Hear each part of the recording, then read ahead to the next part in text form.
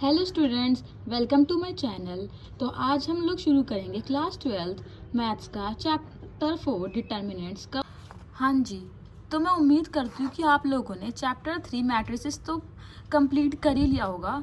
तो ये जो डिटर्मिनेंट है ना, उसी मैट्रिसेस से ही रिलेटेड होता है, लेकिन सभी मैट्रिसेस से नहीं, सिर्फ और सिर्फ स्क्वायर मैट्रिसेस से। अब ये स्क्वायर मैट्रिसेस होते क्या हैं? स्क्वायर मैट्रिसेस वो होते हैं जिसके अंदर सेम नंबर ऑफ कॉलम्स और सेम नंबर ऑफ रोज होते हैं। मतलब कि जैसे कि 2x2 मैट्रिस और 3x3 मैट्रिसेस, मतलब इसी टाइप के जो होते हैं। अब मैं आपके लिए एक मैट्रिसेस लिख के दिखा रही हूँ। स्क्वायर ब्रैकेट में आया ये A11, A12, A21 और A22। अब ये है 2x2 का मैट्रिक्स, ठीक है। तो अभी 2x2 का जो मैट्रिक्स है ये तो मैंने लिख दिया। अब लेकिन जो डिटर्मिनेंट है, अगर मैं उसके बोलूँ कि इसकी डेफिनेशन क्या होती है, तो अब इसकी डेफिनेशन होती है कि it is a unique solution of a square matrices.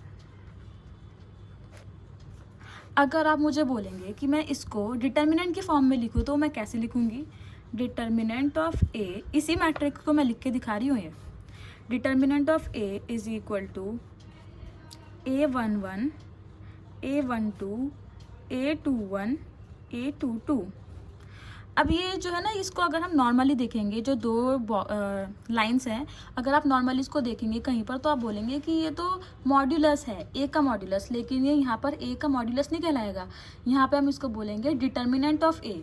हम डिटर्मिनेंट ऑफ ए को हम ऐसे ही लिखते हैं, और जो इसका शो करने का तरीका ऐसे ही होता है, हम इसको लाइंस में करते हैं। और ये जो मैट्रिसेस का तरीका होता है वो हम इसको स्क्वायर ब्रैकेट में करते हैं। तो एक तो हो गया ये, हमने इसको शो करने का तरीका क्या होता है, या तो हम इसको डिटर्मिनेंट ऑफ ए ऐसे लिख सकते हैं, या फिर दो बॉक्स में ऐसे करके लिख सकते हैं, या फिर ये जो डेल्टा होता है हम इसको तीनों तरीके से लिख सकते हैं। हम यहाँ पे इसकी जगह पे ये भी लिख सकते थे, और इसकी जगह पे हम ये भी लिख सकते थे। वो आपकी मर्ज़ी, आप कैसे भी कर सकते हैं। अगर आप मुझे बोलेंगे कि इसका सॉल्यूशन निकालना है तो कैसे निकालूंगी मैं? तो अब हम इसको कैसे निकालते हैं, इसको हम क्रॉस मल्टीप्लाई कर देते हैं बस एक दूसरे से।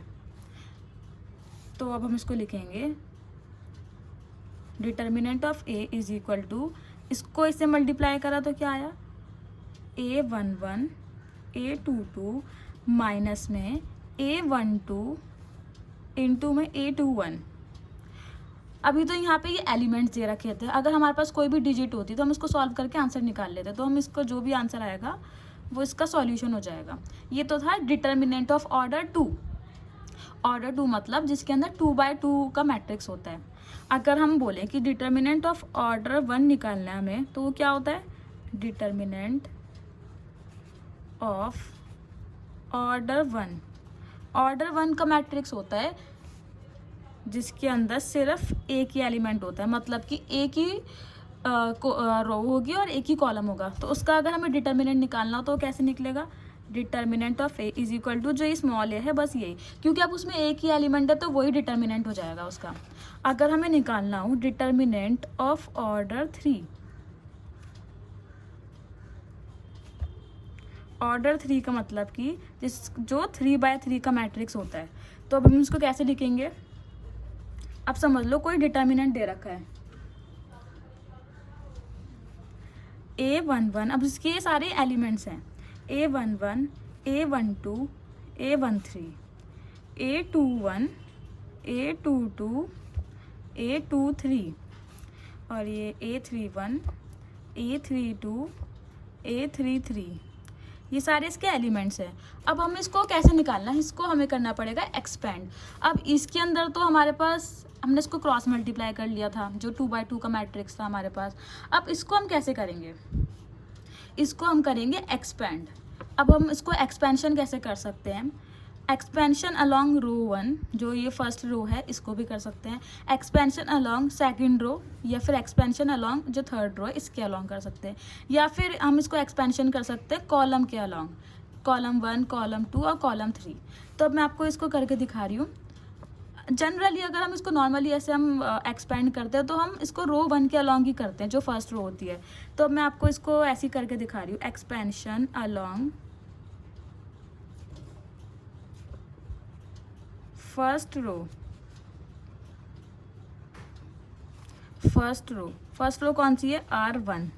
कैसे करेंगे? हमने लिखा इसको, determinant of A is equal to -1 की पावर i प्लस में j।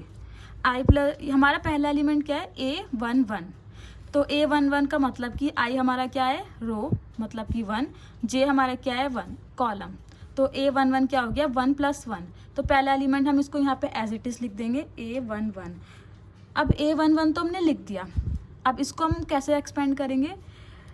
जहाँ पर A11 है, कौन से कॉलम में आता है? ये वाला कॉलम और ये वाला कॉलम। अब इसको हम एलिमिनेट कर देंगे, मतलब कि ये वाली रो और ये वाली रो। क्या बचा हमारे पास?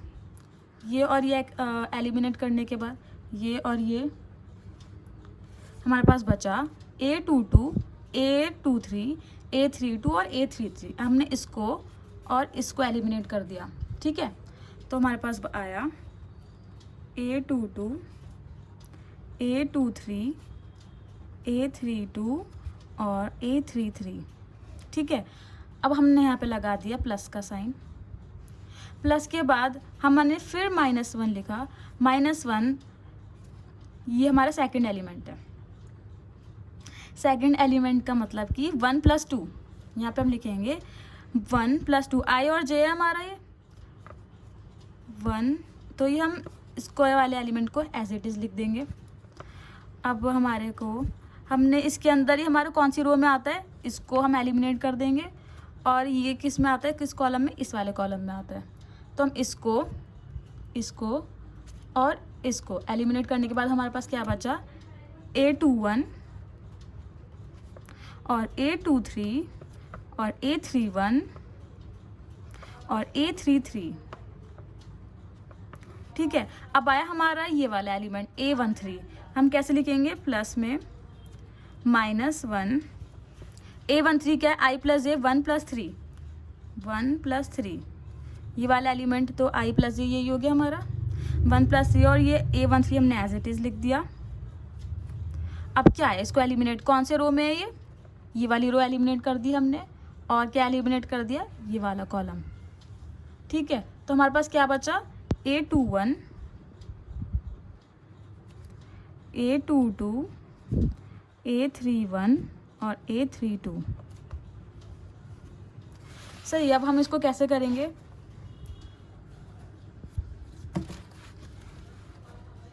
ये जो हमारा था ना i + j, ये क्या है? इसमें i + j क्या है? 1 + 1। तो यहाँ पे हम 1 + 1 कर देते हैं। तो अभी क्या हमारा आएगा? 1 की पावर 1 + 1 हमारा क्या हो जाएगा? अब ये हमारी पावर इवन है, तो हमारा क्या हो जाएगा? ये पॉजिटिव हो जाएगा। तो हम इसको एज इट इज़ लिख देंगे A11। इसको हम क्रॉस मल्टीप्लाई कर लेंगे, तो क्या आ जाएगा हमारा? A22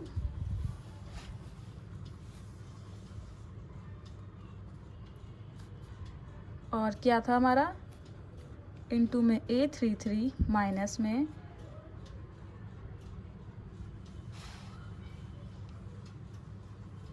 A23 और A32, ठीक है।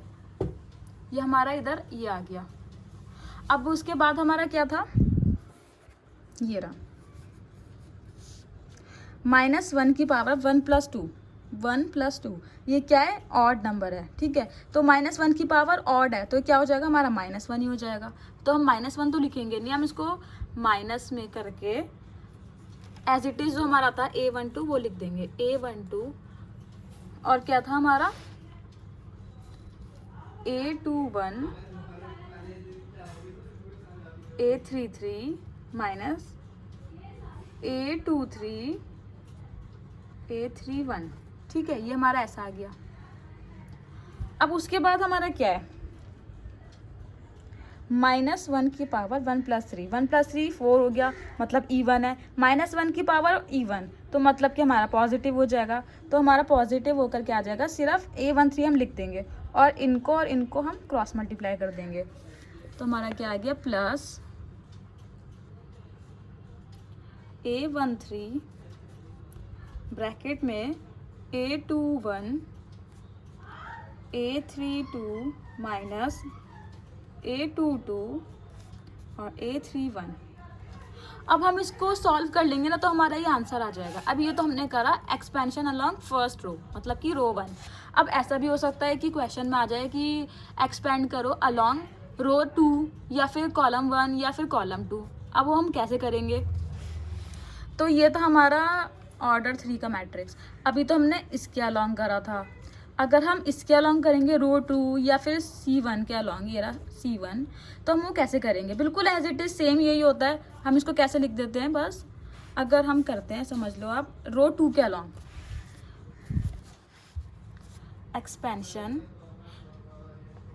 एक्सपेंशन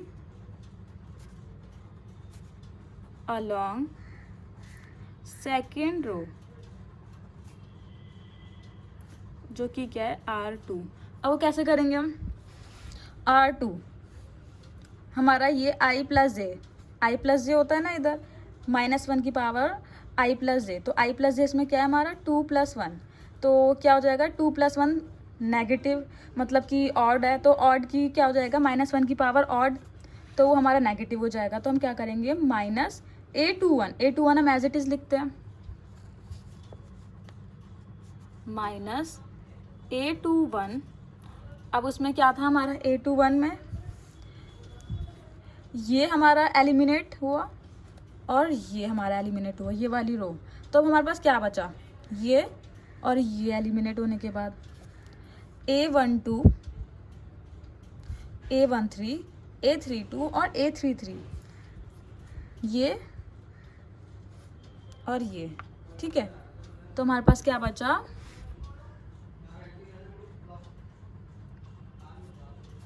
A12 A13 A32 और A33, सही है।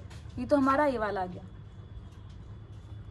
अब उसके बाद हमारा क्या होता है, ये हम यहाँ पे लिखते हैं -1 की पावर। अब हमें ये वाला एलिमेंट लेना है 2 तो अब इसमें हमारा 2 + 2 I प्लस जे क्या हो गया हमारा 2 + 2 4, -1 की पावर 4, मतलब कि E1। तो E1 का मतलब ये हमारा पॉजिटिव हो जाएगा, +1 हो जाएगा, प्लस ये हम एज इट इज़ लिख देते हैं अपना एलिमेंट A22। तो हमारा इसमें क्या एलिमिनेट होता है, ये वाली रो जिसके अंदर ये होता है एलिमेंट, और जिस कॉलम में ये होता है वो वाला कॉलम, वो हम एलिमिनेट कर देते हैं। क्या ये एलिमिनेट करा और ये एलिमिनेट करा, तो हमारे पास क्या बचा A11 A13 A31 और A33। A11 A13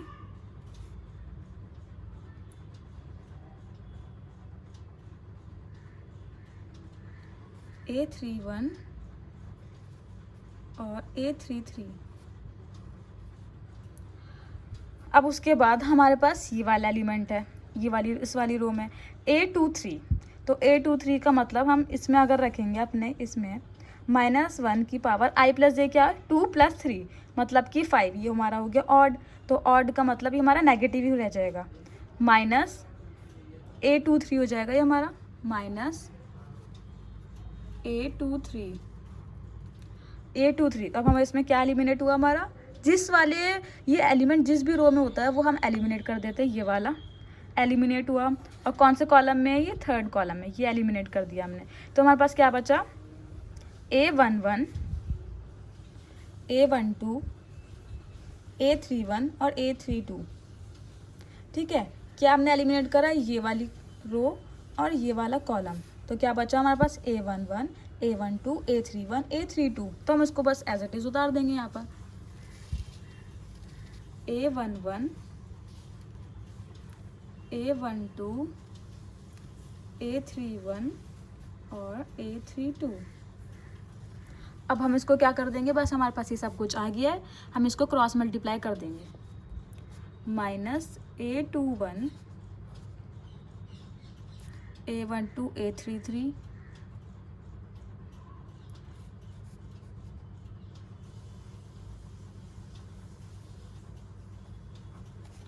plus A22 A11 A33 minus A13 A31 minus यहाँ पे लिख देते हैं A23 A11 A32 minus A12 A31।